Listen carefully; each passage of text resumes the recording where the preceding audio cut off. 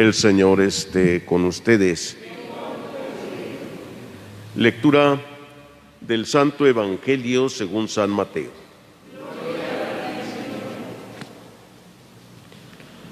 En aquel tiempo Jesús dijo a sus discípulos: les aseguro que si su justicia no es mayor que la de los escribas y fariseos, ciertamente no entrarán ustedes en el reino de Dios. Han oído ustedes que se dijo a los antiguos: no matarás, y el que mate será llevado ante el tribunal. Pero yo les digo, todo el que se enoje con su hermano será llevado también ante el tribunal. El que insulte a su hermano será llevado ante el Tribunal Supremo, y el que lo desprecie será llevado al fuego del lugar de castigo. Por lo tanto, si cuando vas a poner la ofrenda sobre el altar, te acuerdas ahí mismo de que tu hermano tiene alguna queja contra ti, deja tu ofrenda junto al altar y ve primero a reconciliarte con tu hermano y vuelve luego a presentar tu ofrenda. Arréglate pronto con tu adversario mientras vas con él por el camino. No sea que te entregue al juez, el juez a la policía y te metan a la cárcel. Te aseguro que no saldrás de ahí hasta que hayas pagado el último centavo. Palabra del Señor.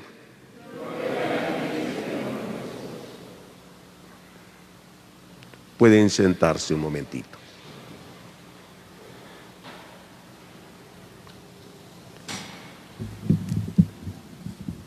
Queridos hermanos, pasaje del Evangelio que hemos escuchado hoy es la enseñanza de Jesús sobre cómo vivir y practicar la justicia. La justicia está por encima de cualquier ley o precepto, la justicia de Dios. Por eso les dice a sus discípulos: les aseguro que si su justicia no es mayor que la de los escribas y fariseos, ciertamente no entrarán en el reino de los cielos. La justicia no es lo que a mí me parece que es correcto, ni siquiera lo que alguna ley establece. Hoy en este pasaje Jesús nos habla de cómo vivir realmente la justicia. Antes se dijo el mandamiento, la ley, es no matarás. Pero Jesús mismo nos dice: yo les digo que todo el que se enoje con su hermano es un homicida. Y por eso será llevado ante el tribunal. El que lo desprecie será llevado ante el Tribunal Supremo. Será reo del castigo eterno. Ese es algo real.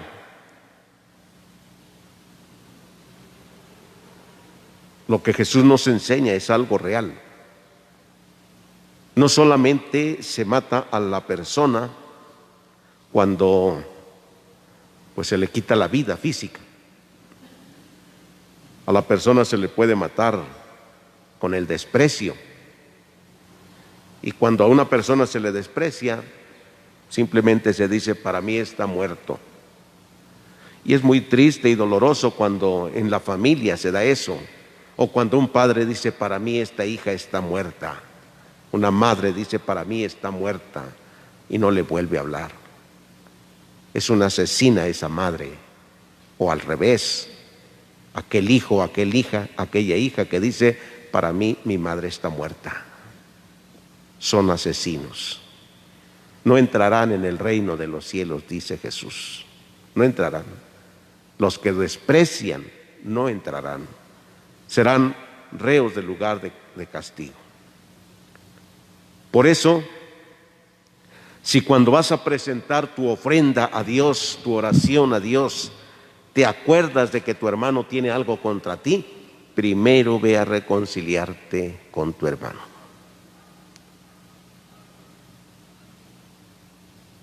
Cuando presentamos la ofrenda, podríamos hacer una comparación, como cuando alguien va a comprar alguna pantalla de televisión y le dicen, pruébela, vamos a probarla, cheque bien que no esté mal la pantalla, y le dicen también que tenga bien todos los foquitos de la pantalla, y a veces le dicen, vamos a poner en negro la pantalla, porque si un foquito está mal, se va a ver un puntito blanco, y entonces se le va a pixelear. Si ve un puntito blanco, pues es que está mal.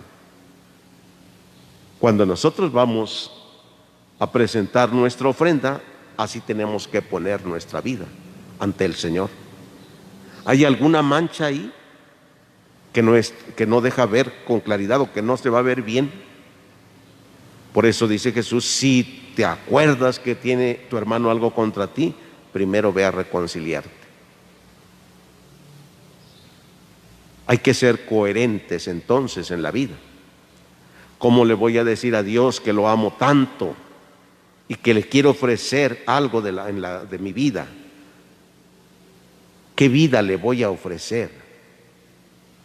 ¿Qué tengo de mí para ofrecerle cuando no quiero a mi hermano? Cuando lo rechazo, cuando incluso lo odio, ¿qué puedo ofrecerle? Déjalo ahí, deja tu ofrenda, ve primero a reconciliarte. Y después dice, ponte en paz con tu adversario mientras vas por el camino. No sea que te entregue al juez, el juez a la policía y te metan a la cárcel, pues yo te aseguro que no saldrás de ahí hasta que hayas pagado el último centavo. ¿Qué le debemos a Dios? ¿Qué le debemos a nuestros hermanos? Todo lo tenemos que pagar. Por eso dice, llegar a un acuerdo es importante. Llegar a un acuerdo con el hermano. Cuando nosotros hablamos de los pleitos que tenemos entre nosotros, entre hermanos, decimos vamos a llegar a un acuerdo, pues más vale ¿cómo dice el dicho? Ya hasta se me olvidó. Un mal acuerdo que un buen juicio. Un mal acuerdo. Por ahí va el refrán, que más vale un mal acuerdo, o sea que no ganaste, pero tampoco perdiste ahí, que un buen juicio donde ibas a ganar todo. Más vale, o podrías perderlo todo. Ahí está, en el juicio puedes ganarlo todo, puedes perderlo todo. Mejor llegamos a un acuerdo, quedamos en paz y ya no hay problema. ¿Sí? Dice Jesús también, ponte en paz.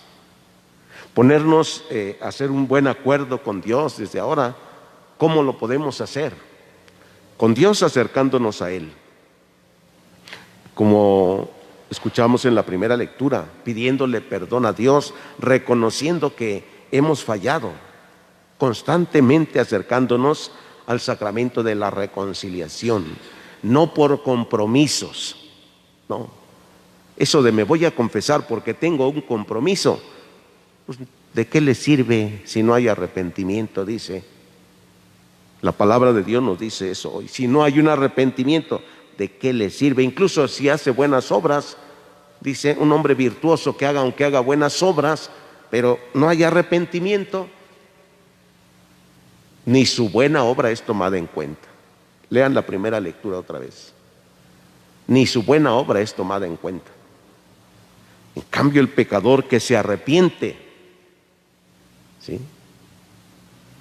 todos sus pecados son borrados para siempre, porque hay arrepentimiento. Dios no se vuelve a acordar de esos pecados. Pero el que no se arrepiente, Pues los pecados en primera ni son perdonados, ¿sí? Porque no hay arrepentimiento. Las buenas obras que haga no son tomadas en cuenta porque no hay arrepentimiento. Debe haber entonces una coherencia en nuestra vida. Si voy a acercarme al sacramento de la confesión, pues debo estar arrepentido de haberle fallado a Dios. Debe haber arrepentimiento. Por eso cuando hacemos el examen de conciencia, hemos aprendido que se necesitan 5 pasos para hacer una buena confesión. ¿Cuál es el primero? Un examen de conciencia. Primero, que yo recuerde todos mis pecados. Que lo haga a conciencia, dice.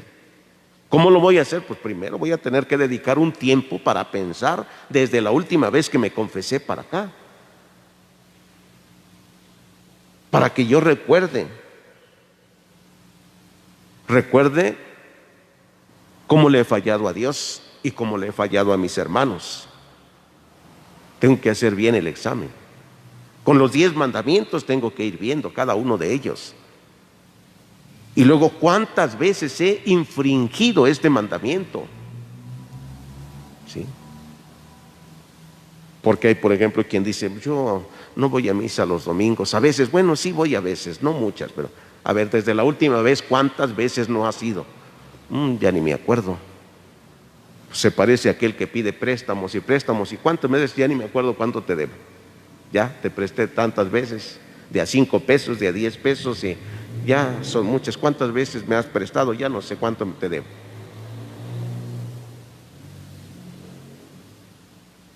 Podemos quedarnos muy superficialmente en una confesión también.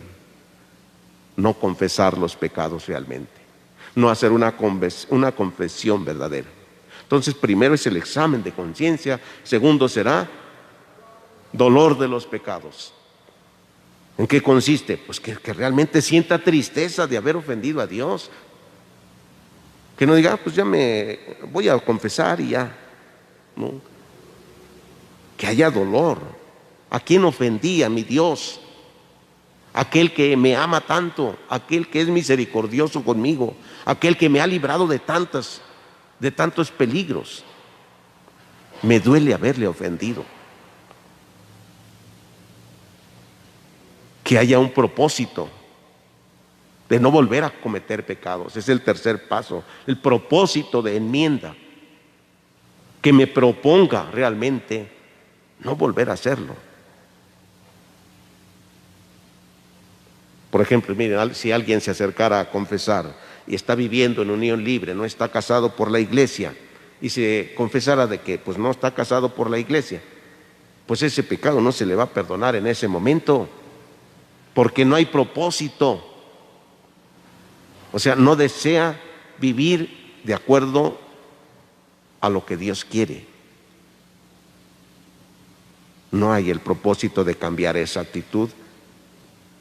Va a seguir igual. Ni su buena obra que tenga, ni su buen sentimiento que tenga. Dice, es que tengo muchas ganas también y mucha necesidad de confesarme. Sí, y es válido y es real, pero el propósito de enmienda de esta falta que hay ahí no está. Entonces se necesita el propósito de enmienda. Después, confesar los pecados al sacerdote. ¿Cuáles? Todos. Aquí no hay de que nada más los más grandes. No, Señor, es todos. Es confesar los pecados. No dice confesar los pecados grandes al sacerdote, los mortales. Los mortales resulta que a veces ni siquiera saben cuáles son los mortales porque no hicieron el examen de conciencia bien. Cuando uno les pregunta sobre algunos pecados si los han cometido, eso sí. Ese también sí, pues no, que no hay mortales. Todos estos que te he preguntado son mortales. Pero entonces no hay un buen examen de conciencia, ¿verdad? Confesar todos los pecados. No, por miedo o por vergüenza no puede guardarse ningún pecado, ninguno. Si por miedo o por vergüenza no confiesa un pecado, pues ahí se queda, no se ha perdonado ese pecado, ¿no? Debe confesarse, por muy vergonzoso que sea. Pues todos los pecados son motivo de vergüenza. ¿A quién no le da vergüenza? A mí me da vergüenza confesar mis pecados, pues es parte del dolor que siento de haberle ofendido a Dios o de haberle ofendido a mis hermanos. Cuando el sacerdote confiesa, es padre, es pastor, es guía, es juez y juzga entonces en la confesión. Pero es misericordia de Dios. Perdona todos los pecados también que sean confesados.